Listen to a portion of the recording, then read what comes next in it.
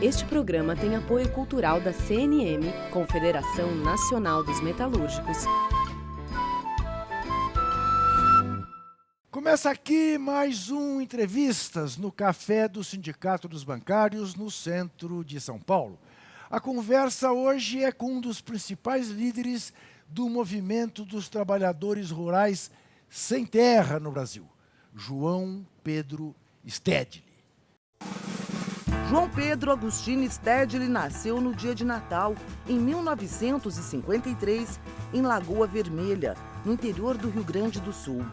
Filho de imigrantes italianos, a pedido da mãe, aos 10 anos, foi para o seminário e fez o ginásio em um colégio de frades capuchinhos. Abandonou a formação eclesiástica no segundo grau. Em 1972, mudou-se para Porto Alegre para cursar economia na Pontifícia Universidade Católica. No ano seguinte, começou a trabalhar na Secretaria da Agricultura do Estado. Fez pós-graduação na Universidade Nacional Autônoma do México, um importante centro latino-americano de grande efervescência ideológica.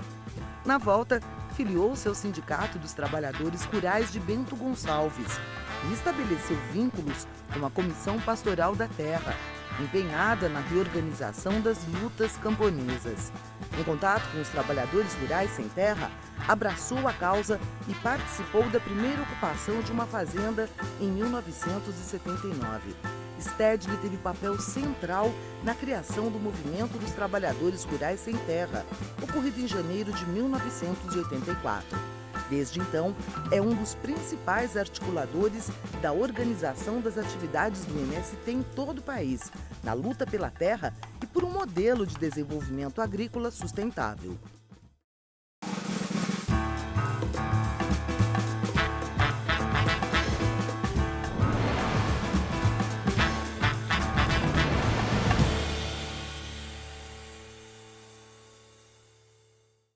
E para fazer este programa estão conosco Adrielina Vieira Couto, coordenadora da Comissão Pastoral da Terra do Estado de São Paulo, e também Márcia Viana, secretária estadual da Mulher Trabalhadora da CUT, São Paulo.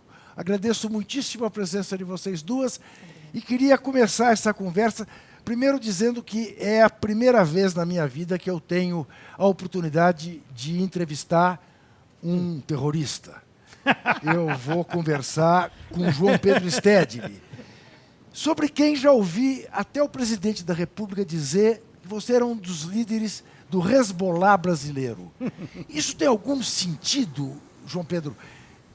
O MST chega a este ponto assim de poder ser tratado como uma organização terrorista?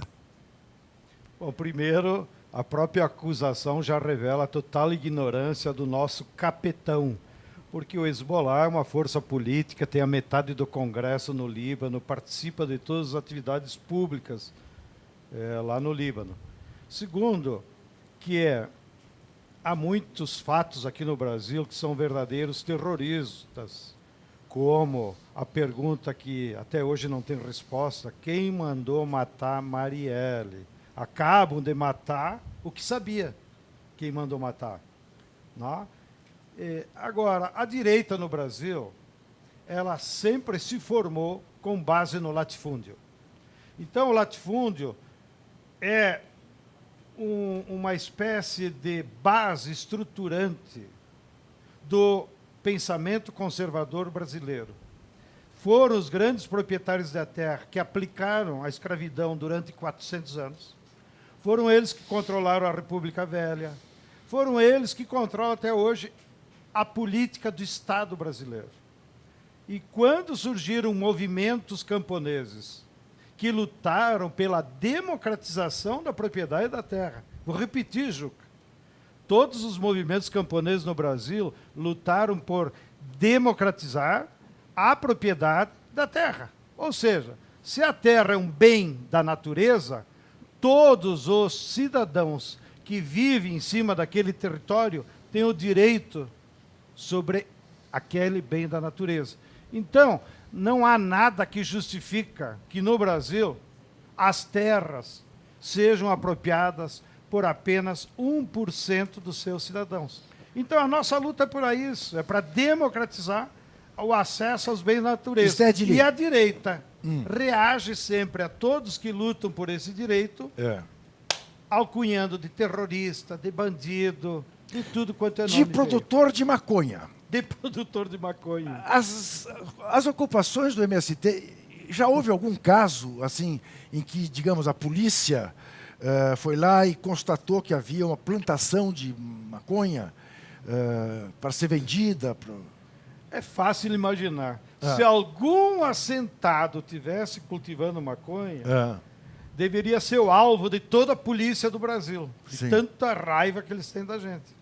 É evidente que o MST orienta e faz parte da nossa tradição que o objetivo de ocupar terra, do Estado desapropriar, pagar o latifundiário, porque as pessoas às vezes acham que só porque nós ocupamos a terra, nós estamos extorquindo a terra daquele cidadão. Não, nós estamos lutando pela democracia. Então, o latifundiário que não cumpre a função social, o Estado brasileiro aplica a lei e indeniza o sujeito. Portanto, ele não perde nada, ele só perde o poder da terra.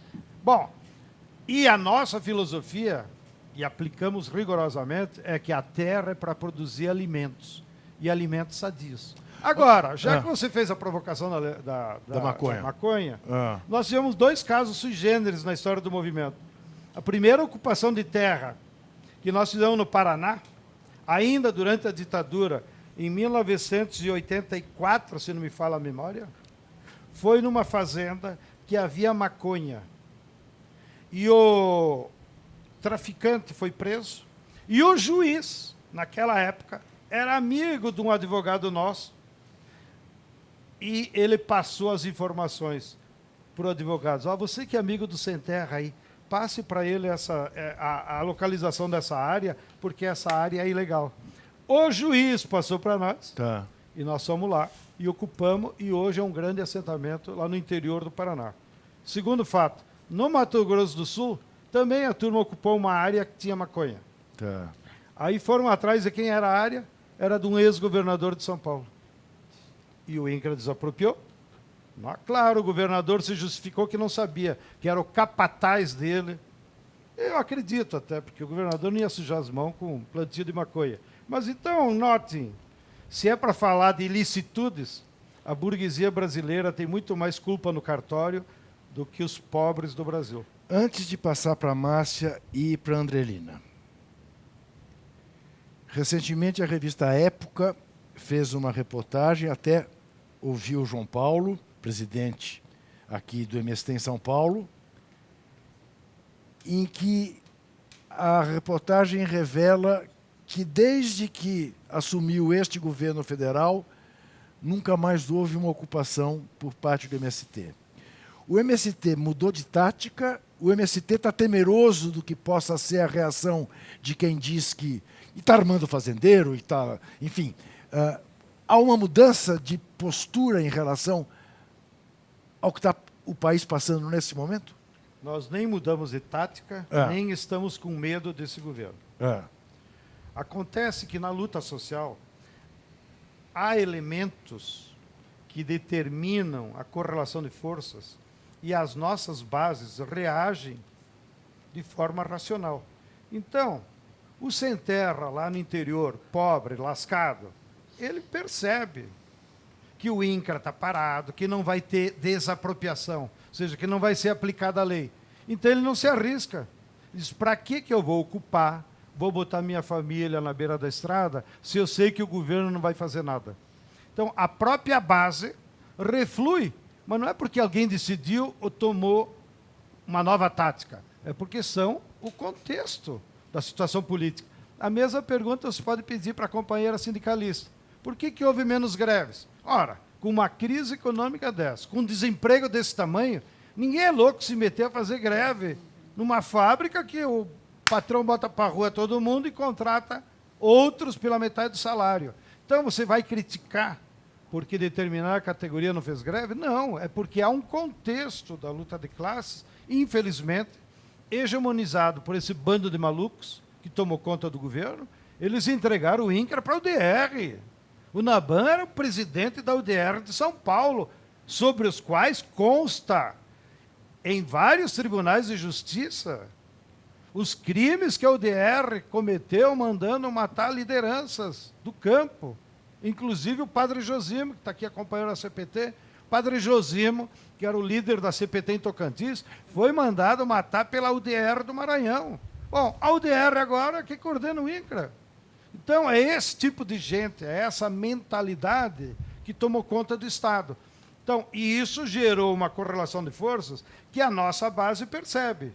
Não dá para dar soco em ponta de faca, então nós temos que aguardar um pouco até que a correlação de forças altere. E com detalhe, aí eu vou apelar para os nossos amigos. A correlação de forças política só vai ser alterada no Brasil, não mais pelos camponeses ou pelo MST ou pela luta no campo. Como a maior parte da população está na cidade, a conjuntura política só vai mudar se os trabalhadores da cidade se mobilizarem, se a sociedade urbana se mobilizar. E por isso que o MST, então, aí sim, como prioridade política, nós temos que colocar as nossas energias naquelas articulações políticas que ajudem a mudar a correlação de forças, senão não muda a reforma agrária. Então, nós fizemos a vigília durante 2 anos lá, quase, em defesa do Lula. Por quê? Porque nós gostávamos do Lula? Também. Mas porque era uma questão democrática. Se nós libertamos o Lula, se volta a democracia no Brasil, pode voltar a reforma agrária, porque ela é parte da democracia. Márcia. Stedley, até nessa provocação que você faz, nós temos assim travado muita luta nesses últimos anos, né? E eu queria que você falasse um pouco como que você vê a questão da intensificação da luta das mulheres nesse momento. Fizemos o Elinão, onde colocamos mais de 500 mil mulheres na rua em todo o Brasil.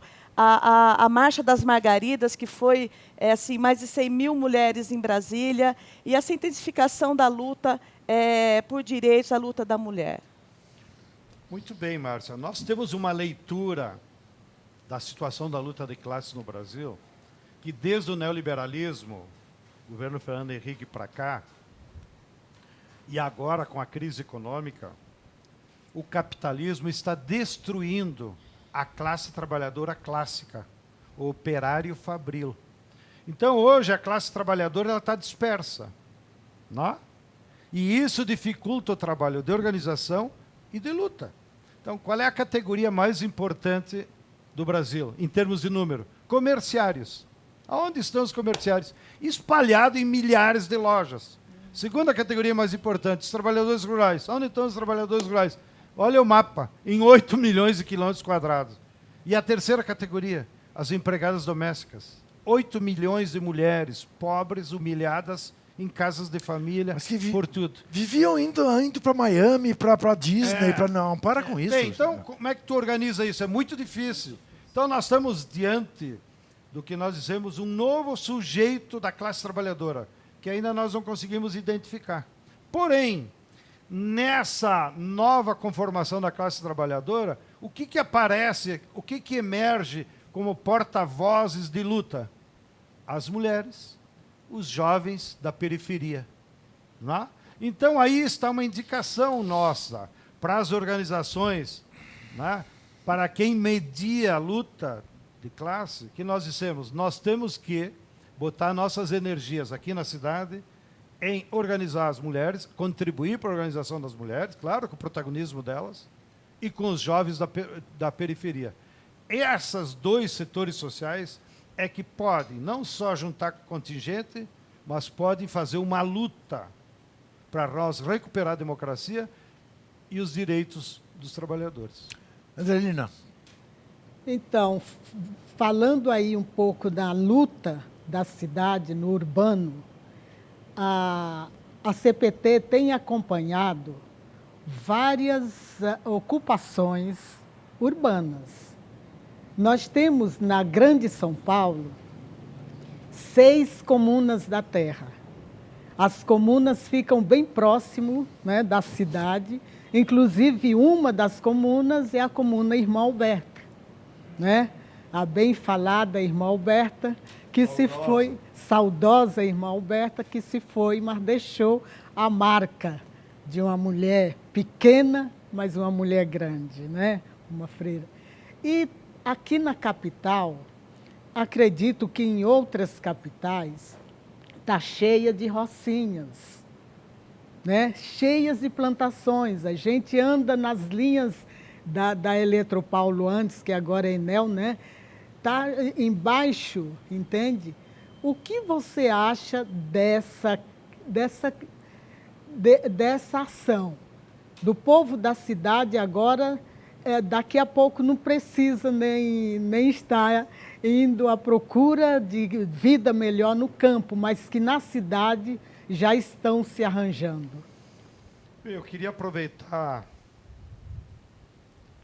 as questões que tu coloca para comentar. Primeiro, Juca e companheira Adelina, a professora Hermínia Maricato, que acho que até já viu esse programa, ela tem dados que revelam que 60% das moradias nas grandes cidades brasileiras foram frutos de ocupação. Então, essa mesma direita que vive nos atacando tal, ela esconde, porque ela sabe que o pobre na cidade só vai ter terreno e casa se ele ocupar, que ninguém vai fazer por ele. Então, existe um vigoroso movimento dos pobres do Brasil na periferia, invisíveis, porque não sai na Veja, não sai na Globo, não sai da onde, que para resolver o seu problema tem que ocupar. E ocupam espaços, às vezes, até nem adequados para moradias, mas é a forma dele sobreviver. Segundo tema, você colocou bem, há um movimento internacional hoje, no mundo inteiro, que nós acompanhamos pela Via Campesina, do surgimento de hortas urbanas. E essas hortas urbanas cumprem vários objetivos. Primeiro, o pobre consegue ter uma alimentação saudável e a baixo custo, porque ele faz nas horas de folga, porque a mulher se envolve, as crianças se envolvem, utiliza um terreno, como você disse, que está lá depreciado, e daí ele tira a vida, porque o alimento é vida. Se calcula que no mundo já haja 20% da origem dos alimentos das grandes cidades seja de hortas urbanas. O caso, inclusive, mais importante, que eu acho que já chega a 50%, foi em Havana, porque com a caída do muro de Berlim e com o abandono daquele modelo na base do agrotóxico, os cubanos tiveram que se recriar e encheram Havana de hortas. Então, o povo produziu seus próprios alimentos, sem necessidade de agroquímico, sem necessidade de importar. Nós, inclusive, como MST, enviamos várias vezes sementes de cenoura, de cebola, de alho, para os companheiros lá de Cuba cultivarem as hortas urbanas. E nós vemos esse movimento com muita simpatia, em tudo que nós puder ajudar, fornecendo sementes, ou de alguma forma, nós achamos que é uma saída para a população pobre, para produzir alimentos saudáveis na cidade, e isso contribui, inclusive, com melhorar a poluição e o ambiente visual da vida na cidade. Então, no próximo bloco, eu vou querer ainda falar com você sobre reforma agrária, quero falar sobre os agrotóxicos e o que está aí apontado como projeto do governo, e queremos falar com você também sobre esta maneira em que o MST conseguiu disseminar pelo país na produção de alimentos orgânicos que está virando um sucesso. Segundo me dizem, o MST passa a concorrer com grandes produtores do agronegócio. Nós vamos fazer um rapidíssimo intervalo e voltaremos em seguida. Até já.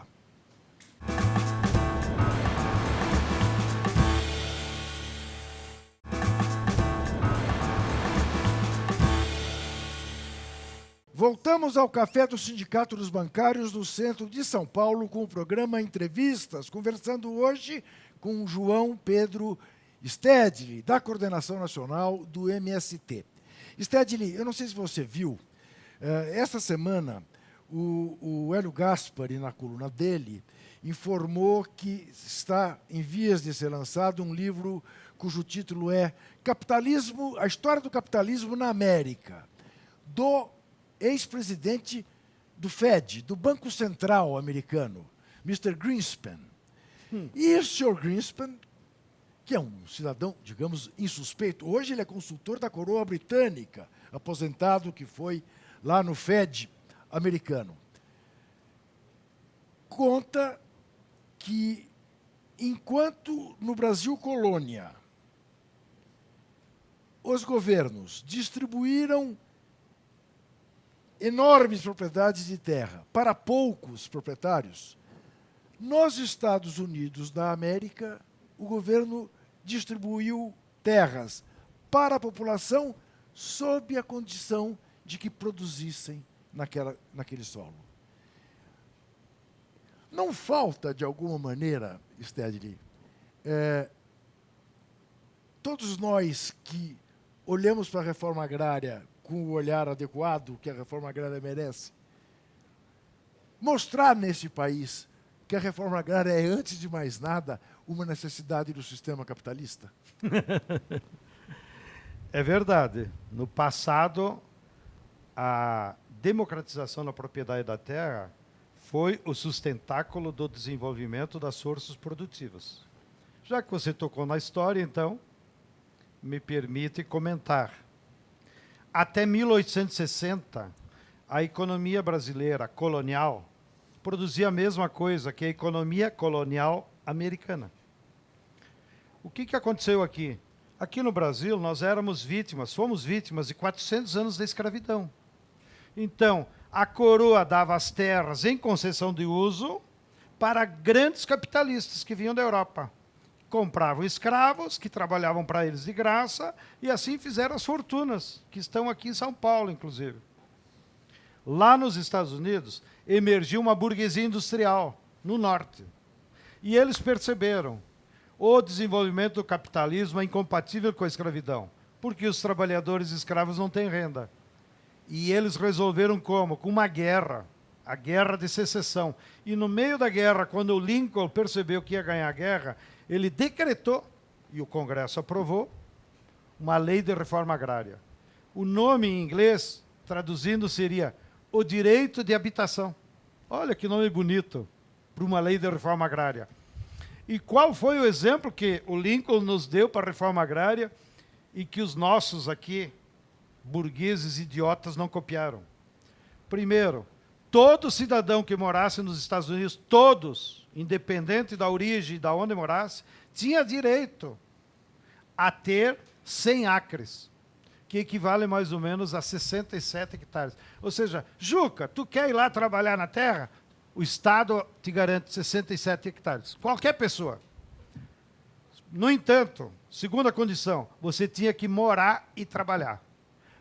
E essa distribuição foi autônoma.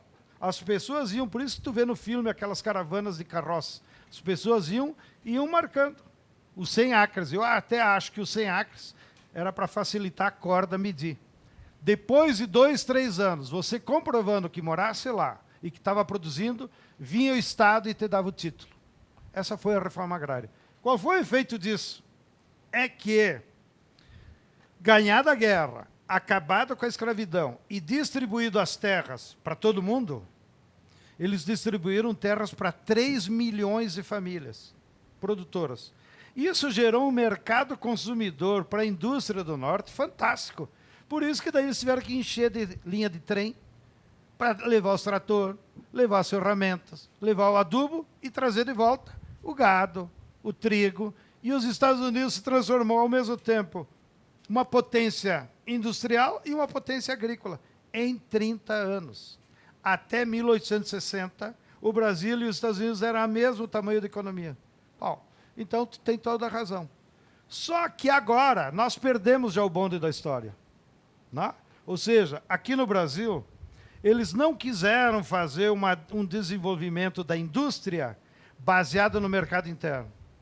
A última vez que nós tivemos chance disso foi em 1964, quando o saudoso Celso Furtado, na primeira grande crise do capitalismo industrial brasileiro, chegou para o João Goulart, ele como ministro do Planejamento, e disse: presidente, eu tenho a solução. É uma reforma agrária. Como? João Goulart era latifundiário lá na minha terra. Não se preocupe. É uma reforma agrária para desenvolver a indústria. E o Celso Furtado, saudoso, da qual eu tive o privilégio de ser amigo já no final da vida dele, no Rio de Janeiro, ele me comentou detalhes de como eles discutiram. Mas, na essência, o projeto de lei do Celso Furtado, que o João Goulart mandou para o Congresso dia 13 de março, depois daquele famoso comício lá da Central do Brasil, o projeto do Celso Furtado era meio parecido com o do Lincoln.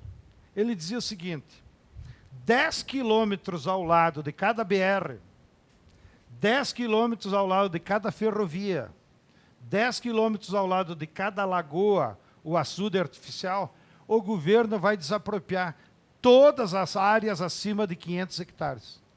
Olha aí, já estabelecia um tamanho máximo. E não há nada até hoje no Brasil que comprove que o sujeito com 500 hectares não fique rico.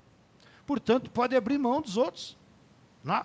Então, acima de 500 hectares seriam desapropriados todos, independentes de índice de produtividade, e entregues em 15 hectares para cada família. Olha a sabedoria. Ao longo de 10 hectares, longe da BR. E o governo ia puxar o fio elétrico em todos os assentamentos. E ele disse para o João Goulart: atrás do fio elétrico não vem bloco de carnaval para pegar o período que nós estamos vivendo. Atrás do fio elétrico vai vir a máquina de lavar, a televisão, Claro. toda a indústria de eletrodoméstico.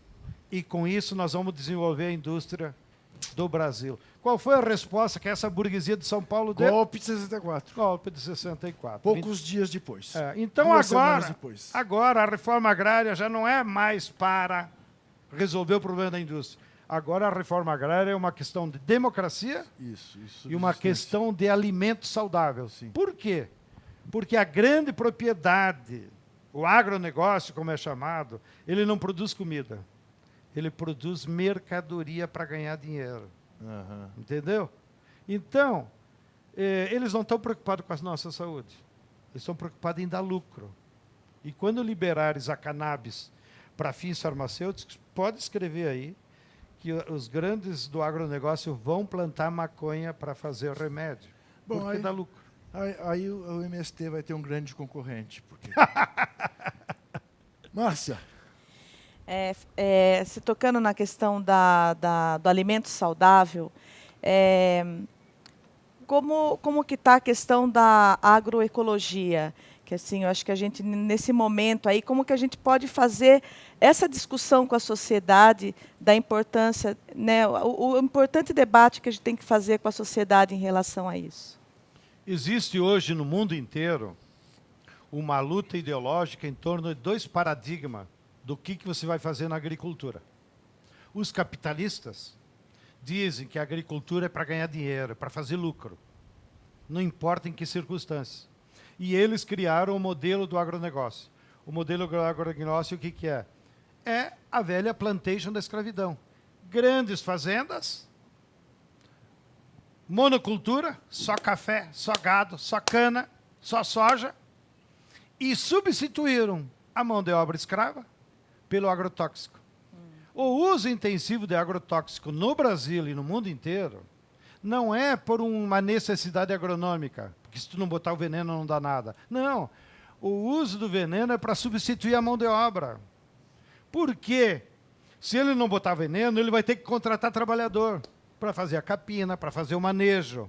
E ele não quer pagar a mão de obra, porque isso pode elevar o custo. Então, o veneno é mais barato que o trabalhador. Daí ele taca veneno. Então, o Brasil se transformou o 2º país do mundo de maior consumo de venenos. O primeiro, Estados Unidos, e o segundo somos estamos nós. em vias de aprovar um subsídio, é isso? O que se discutiu no STF é uma coisa absurda, que nem era lei. O absurdo é o seguinte: os secretários da Fazenda, na época da ditadura, fizeram uma reuniãozinha num hotel aqui em São Paulo e acordaram, sob pressão da Bayer, da BASF, da Syngenta, são 5 empresas que fabricam venenos, que então, por acordo de cavalheiros, os estados não iam mais cobrar ICMS do veneno. Isso lá na década de 70. Acordo de cavalheiros não é lei. E todo mundo voltou para os estados e desde então, há 30 anos, não se cobra ICM do veneno. Bom, só no estado de São Paulo, para o seu Dória, que é metido a esperto, saber, há uma renúncia fiscal, então, de 2 bilhões de reais sobre as vendas de veneno. Bom, então o que aconteceu? Uma entidade, que eu não sei dizer qual é, entrou no Supremo Tribunal Federal, exigindo a cobrança de ICM. 2 estados apenas estão tendo a coragem de levantar esse tema. O governo do Ceará e o governo de Santa Catarina, que foi eleito bolsonarista. Entendeu? Mas o secretário da Fazenda de Santa Catarina é um homem lúcido e percebeu. Pô, leite paga ICM, feijão paga ICM, arroz paga ICM, água paga ICM e veneno não. Então, isso é um prejuízo, inclusive, para as finanças públicas. Então, o que se discute no STF é, não sendo lei, por que não cobra?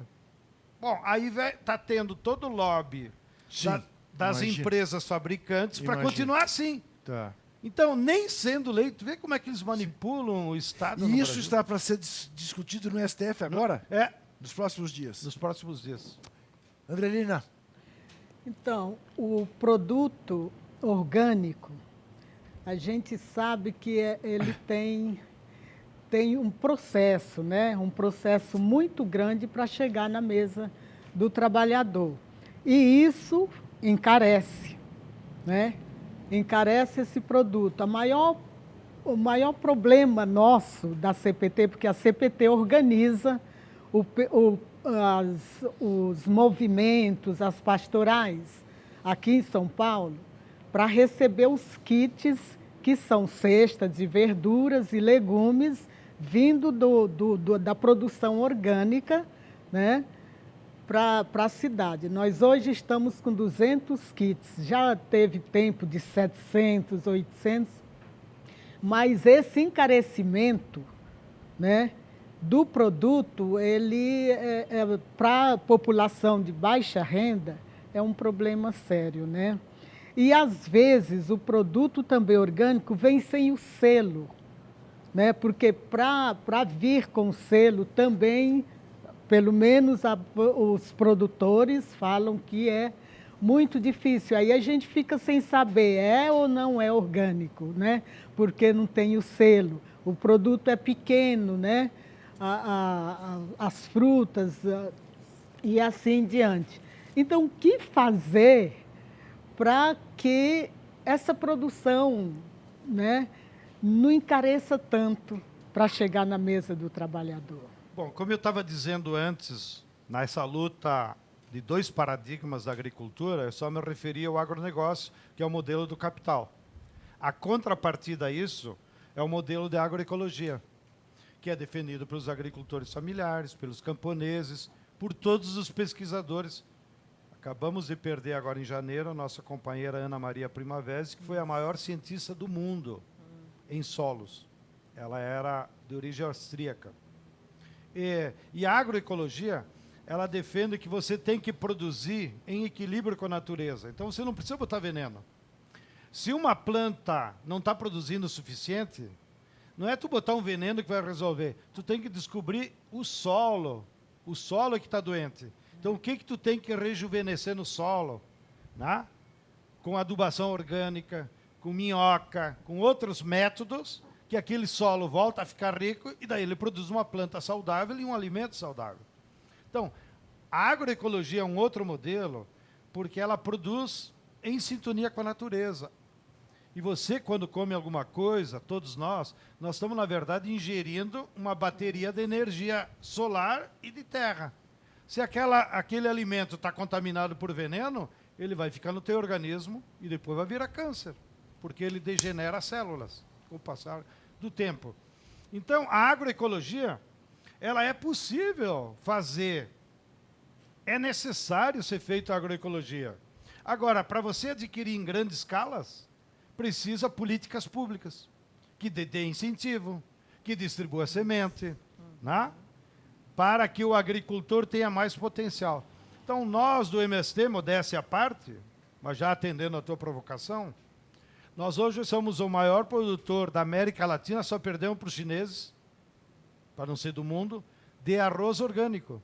E nós produzimos em grandes extensões, porque os agricultores preferiram não dividir o lote numa várzea, lá na região da Grande Porto Alegre. Não precisa tu dividir em 25 hectares. Como é várzea e depende de água para todo mundo, eles mantiveram a mesma área. Então, nós produzimos arroz em 1.000 hectares, sem veneno, provando para o nosso vizinho fazendeiro que enche de veneno que é possível. E produzimos mais barato. Nós disputamos, só para provocar o capitão, nós já disputamos editais no Exército com o nosso arroz orgânico e ganhamos. Nós já fornecemos arroz orgânico para merenda escolar na época do Fernando Haddad aqui em São Paulo. Todas as escolas comiam arroz orgânico. Agora que esse doido aí, no tempo do Dória, que ele era prefeito, ele cortou esse negócio aí. E no suco de uva, nós temos a maior cooperativa de produção de suco de uva. Lá no Rio Grande do Sul, produzimos 3 milhões de litros de suco de uva. Todo ano tem um concurso das Américas, dos Estados Unidos até o Chile, aí por setembro, analisando os melhores vinhos, as melhores champanhes, os melhores sucos. Esse ano, setembro passado, portanto da última safra, o nosso suco ganhou a medalha de ouro, é o melhor suco de uva das Américas. E é muito bom mesmo. Como na Europa não produz suco de uva, porque não são doidos fazer suco de uva de Cabernet, Sim. nós somos o melhor suco de uva do mundo, Sim. que vamos exibir como gaúcho. Entendeu? Então, é possível você produzir em larga escala com qualidade, em agroecologia. Agora, isso depende de políticas públicas. E, por último, eu vou te dar um exemplo do meu amigo Luiz Fernando. Luiz Fernando é um dos precursores da agroecologia aqui em São Paulo. Ele tem um sítio de 60 hectares aqui perto de Indaiatuba, que ele recebeu a herança do avô. E ele, com a assessoria da Ana Primavera, transformou aquela área degradada tudo em agroecologia. Aí, em seguida, eu vou lá visitar ele. Ele produz muita cenoura e tomate. Aí, um dia eu fui lá e ele estava colhendo tomate. Disse, ô Fernando, tu fornece tomate para quem? Para a rede do Pão de Açúcar. Ah, é? Pois é, mas a minha mulher compra lá na Pão de Açúcar e está R$14 o quilo. E quanto é que tu está vendendo para eles? Eu estou vendendo a 6. Barbaridade. Entendeu? De Indaiatuba Sim. até o Pão de Açúcar. Então, o preço, às vezes, do agroecológico não é porque ele é mais caro para produzi-lo, é porque os supermercados sacaram que a classe média está disposta a pagar mais, aí eles aumentam o preço para ter mais lucro. Eu preciso fazer mais um intervalo. Você toda hora faz referência, orgulhosamente, ao fato de ser gaúcho. Tu és Grêmio ou Inter, Tchê? Sou Grêmio desde criança. E Bom, aqui sou corintiano por adoção. Não, fez muito bem. Então, né, vou fazer uma aliançazinha. Como o Grêmio ganhou o último Grenal, eu me calo. Eu vou fazer mais um rápido intervalo e volto em seguida. Até já.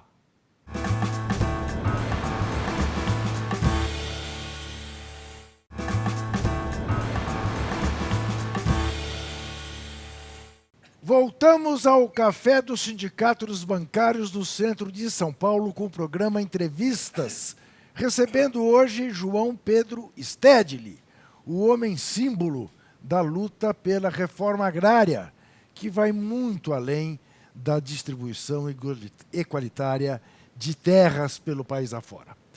João Pedro, eu quero ainda que você conte um pouco para quem nos vê o que são os armazéns, as mercearias, hoje distribuídas pelo país do MST. Porque, se eu não estiver enganado, e se o exemplo de São Paulo, e me dizem que se reproduz por outras cidades, frutifica, aqui em São Paulo virou um ponto de encontro, né? Quer dizer, além de ser um lugar onde as pessoas vão comprar comida saudável, virou um lugar também de, enfim, de conversa, de debates, de... Conta um pouco, o que é isto? esta rede? Bom, primeiro, para a turma entender qual é a nossa política geral. Para a comida sadia da agroecologia chegar no pobre, só com política pública. Então, nós usamos nosso arroz, nosso suco, para botar na merenda escolar. Entendeu? Aí tu chega lá no pobre.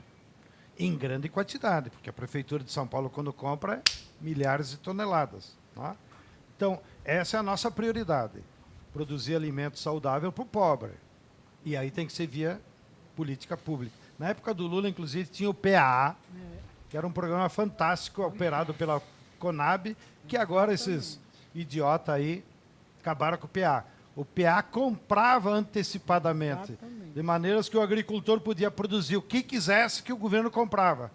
E mandava te entregar num hospital, numa creche, num colégio. Era um programa fantástico. Nós chegamos a vender, nós que eu digo é o mundo da agricultura familiar, 367 tipos diferentes de alimentos. Entendeu a Sim. riqueza da culinária brasileira? O governo estimulava a produzir, os camponeses produziam e entregavam a esses lugares públicos. Tá. O que o agronegócio, você que está acompanhando em casa, produz? Cana, soja, milho, algodão. Entendeu? Você come isso. Né? Bom, então a riqueza da culinária está no pequeno agricultor.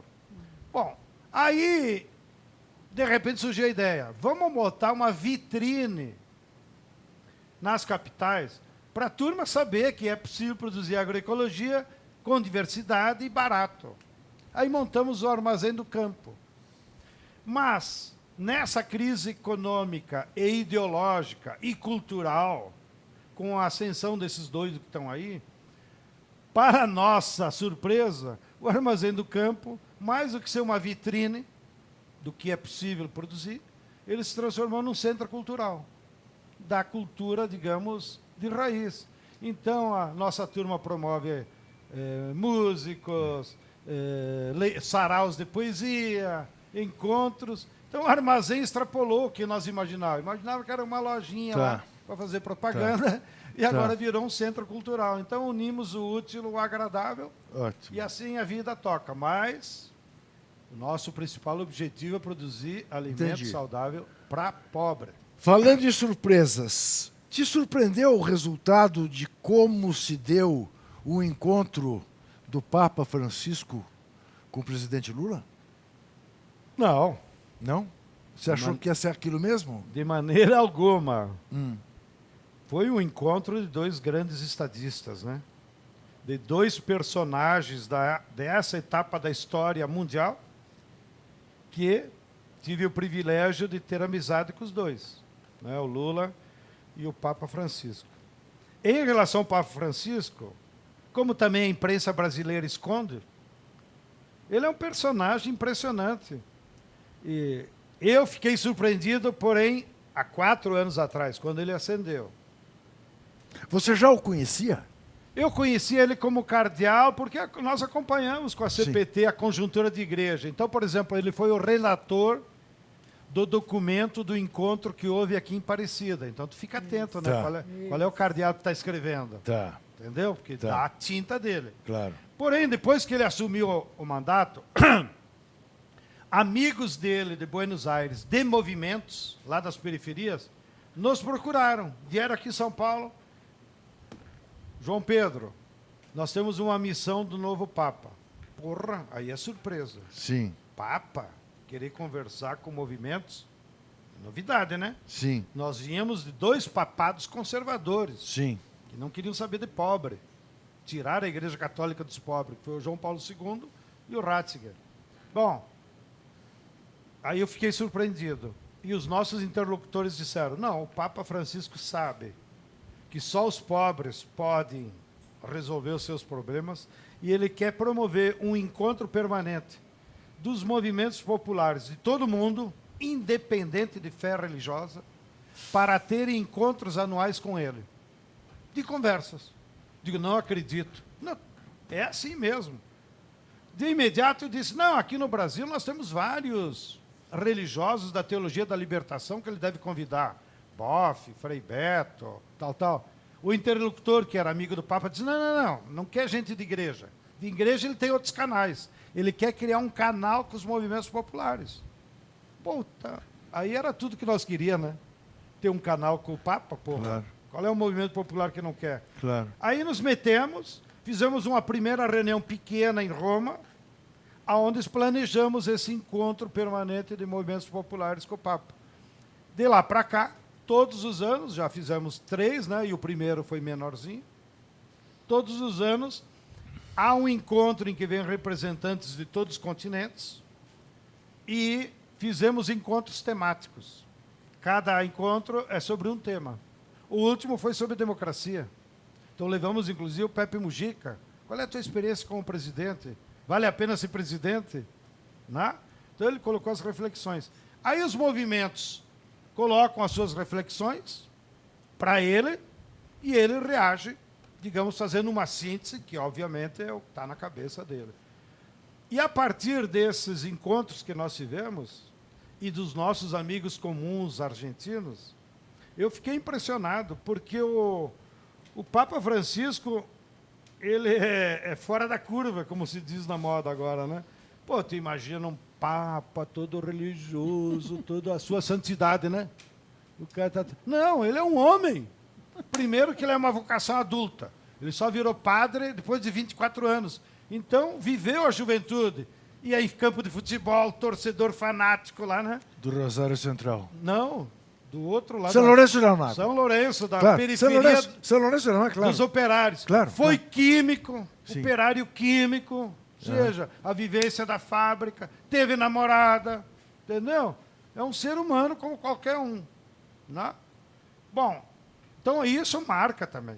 Depois, na vivência dele de Buenos Aires, é claro que ele tem simpatias pelo peronismo, pelo nacionalismo. A gente percebe que ele é anti-imperialista, sem usar a nossa Linguagem. entendeu? que não pode. Então, é um homem da vida, é um homem que participou intensamente da vida política argentina, né?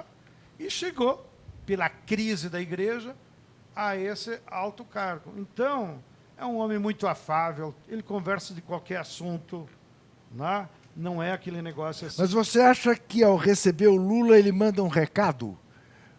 Sem dúvida nenhuma. Mas o recado principal que ele mandou para a direita latino-americana foi quando ele escreveu a carta para o Lula. Porque aí era um compromisso maior. O Lula está preso, Sim. um papa mandar uma carta para um preso é porque ele está reconhecendo que é injustiça. Entendeu?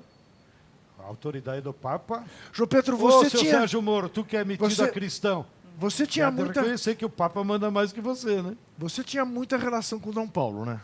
Dom Paulo Arnes? Há muitos, éramos amigos. Aham. Conversávamos também de Corinthians, né? Sim, sim. Era uma Eu me lembro, você é tão desaforado que eu me lembro que houve uma homenagem a Dom Paulo. Acho que foi o último aniversário de Dom Paulo. A última homenagem a ele, lá Isso, no que foi Tuca. lá no Tuca. E que tu puseste o chapéu do MST na cabeça dele. E pedi para ele achar um centroavante para o Corinthians. E pediu... que não tinha.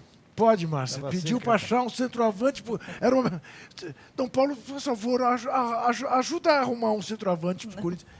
Juca, tu Ah. que foi amigo do Dom Paulo, Ah, se você quer conhecer as características do Francisco, é como se Dom Paulo, para nós brasileiros, tivesse tirado o Papa. pois eu sei disso. É porque as mesmas eu lembrei, características. eu lembrei dele te ouvindo falar do Papa, porque eu vejo o Papa na televisão e falo assim, mas ele lembra...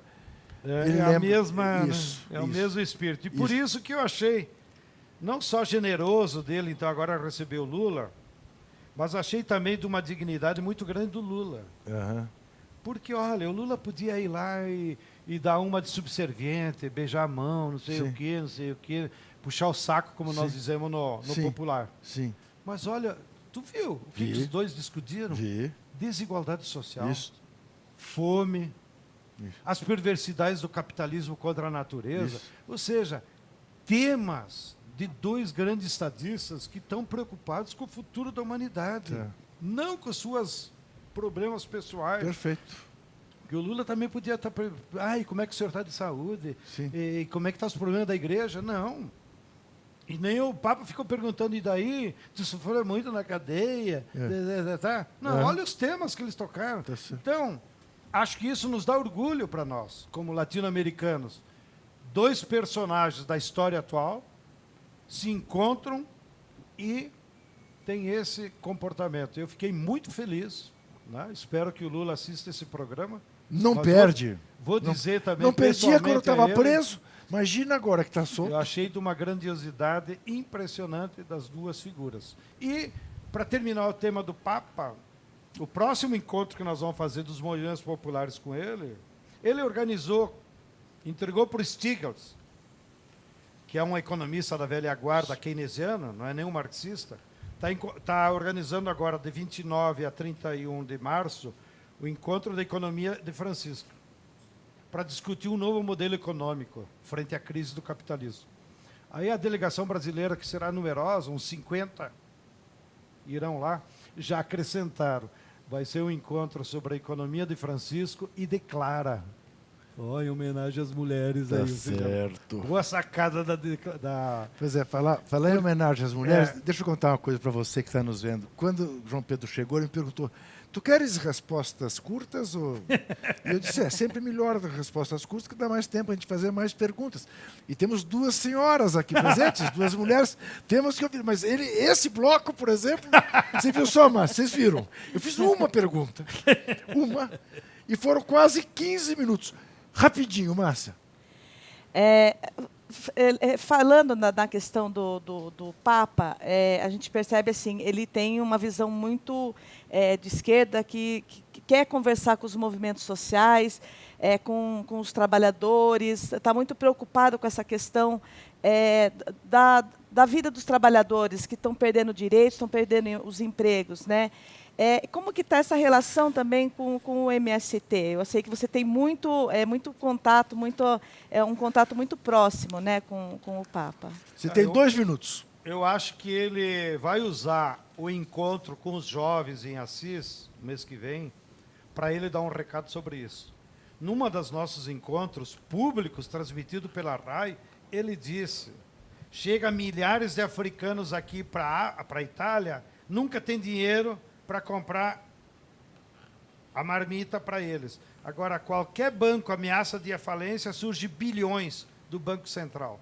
Então, é uma crítica contundente ao sistema financeiro. Então, ele está muito antenado com os problemas da humanidade e acho que ele vai dar uma grande contribuição. Vamos ver se dá para fazer uma pergunta ainda, Adelina. Nem é uma pergunta. Eu vou falar um pouquinho de Dom Paulo, falando da CPT, quando você coloca aí, né, essa posição de Dom Paulo, e que foi, assim, um pai para todos nós. Eu não esqueço de uma fala que ele estava fazendo, e no final ele colocou com muita alegria, ele colocou alguma coisa sobre a CPT que ele gostava muito. 3 palavras ele coloca. Gosto da CPT porque é profética, profecia, que é o chamado. Gosto da CPT por causa da cruz, que é a paixão de Cristo, é aquela paixão que flora nas nossas veias. Gosto da CPT por causa do consolo, que é a ressurreição e a paz. Muito obrigado, Andrelina. Muito obrigado, Márcia. Professor João Pedro Stedley. Eu já expulsei ele de campo num jogo que eu fui. Injustamente. Num jogo que eu fui apitar lá no Campo Sócrates brasileiro, e aqui na Escola Nacional Fernando Florestan Fernandes, em Guararema. Expulsei porque um zagueiro violento faz pênaltis assim a granel. Mas como entrevistado é brilhante. Muitíssimo obrigado. Foi obrigado. Ótimo. Cumprimentos pelo teu trabalho. Muito obrigado. Agradeço você. Agradeço aos nossos telespectadores. Lembro que tem entrevistas toda quinta-feira, 10 horas da noite, aqui na TVT de São Paulo, canal 44.1. No YouTube, ao vivo, a qualquer hora, em qualquer lugar do planeta. Até semana que vem e não se esqueça de desesperar jamais.